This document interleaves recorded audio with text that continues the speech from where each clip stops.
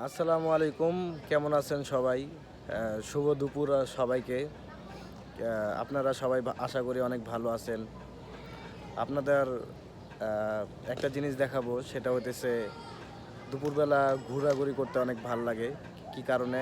এমনি অনেক শীতকালে ঘুরতে ভাল লাগে। এই কারণে আমি বেলা ১টা বাজে এখন আসছি মাঠের ভিতরে আইসা এক নারকেল গাছের উপরে বসে আছি।